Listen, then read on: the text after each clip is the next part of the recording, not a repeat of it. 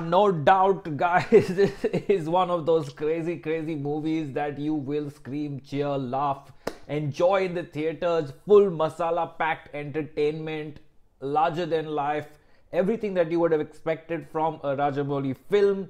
The action is fantastic, the gripping entertainment value is fantastic, the performances are on point, the music is great, the BGM is great, and of course the most important part of a Rajamouli film, the visuals are absolutely stunning. This is RRR. This is a much awaited film. After so many delays and so many promotions, it finally released, and all of us are out here ready to watch it, ready to go to the theaters back again and enjoy this festival. And yes, 1000% a festival, 1000% a celebration, as expected. All of India is going to go crazy watching this movie and celebrating it and cheering and having fun and having a good time.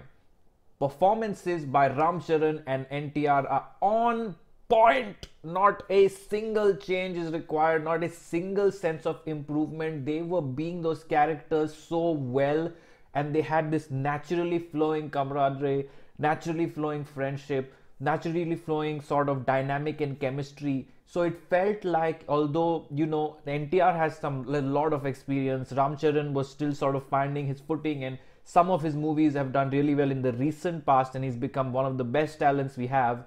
But in this movie, that growth of both of them together and individually on screen is definitely not something that I expected. The way that they have delivered grounded, natural, subtle, straightforward performances, sticking to their character in such a larger than life film where they could have done a little overboard and stuff like that, is commendable, and I absolutely appreciate that level of natural performance by both of them. Ajay Devgn is in a very small cameo, and Alia Bhatt is in an even smaller cameo, so there's no commentary to make there. But whatever they did, as always, brilliant talents, they did it well. The music is superb. The background music, the whole sort of songs and everything in this movie is absolutely fantastic. Is cheer-worthy, is all of that you expect, gives you the vibe, the feel, the emotion of the film. The first half, you will not be able to move a fingernail of yours because it is that entertaining. From start till the interval block, you will not move even you can't, like, you will struggle to breathe because it's that entertaining, the first half. I found it absolutely entertaining, and the interval block especially will be one of my most memorable sequences I have seen in a long time, that I will remember for a long time.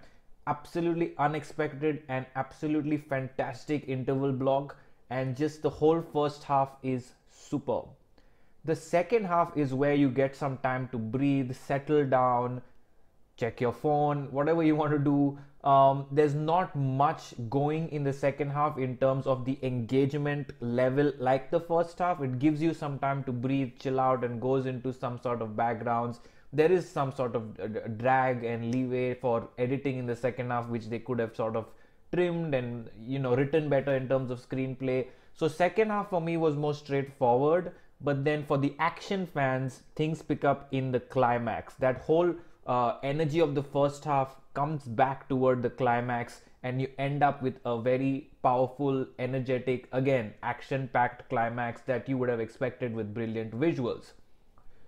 Not everything in the writing falls into place though. It's a very thin plot because it goes into so many territories and directions that there was no big core hardcore motivation that they presented at the start. It didn't follow throughout the film very well, and after adding a lot of subplots, too many subplots, backstories, all these things that are going on, it becomes less of what the film is about and the plot is about, and more about enjoying the action and the sequences and just being entertained.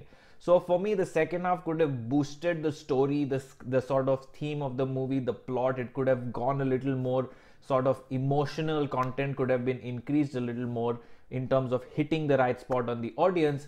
But at the end of the day, more than the emotion in this film, which I didn't feel a lot of emotion throughout this film, I felt that this was a more action entertainer type movie. So I think that, you know, 75% of the film for me worked, 25% did not work. However, that 75% value of success is what I actually expected from RRR. I was not expecting it to be better than Bahubali. I was not expecting it to be some KGF or any other level, was sort of, following or cult following or creation. I was expecting to be a good, well delivered action entertainer, personal expectation from the vibes of the promotion and the film. And so it lived up to that 75% on point, or whatever, 75% pass rate, call it. So RRR is a good movie. Obviously, we've all been waiting for it. It's a Rajamouli film, one of the biggest directors of the country. We all must go watch it, support it, enjoy it. Many people are going to love this movie. But the main crowd that's going to like this movie is the crazy fans, the crazy people that love celebrating cinema, enjoying, having a blast, just feasting on good visuals and good entertainment value, and not worrying about the sort of, crazy filmmaking aspect of it or the detailed screenplay aspect and all of that. Everything falls into place for an action entertainer. So I'm going for a 3.5 stars for RRR. I really again enjoyed the performances. That is for me the highlight of the film, and a couple action sequences that were unimaginably good. So let me know your thoughts on RRR below once you watch it. If you think it was better than Bahubali, if it was better than KGF and other big action entertainers, and leave all your comments and thoughts below, and share this video. Subscribe if you haven't already. I hope you like this review. Keep watching for much more.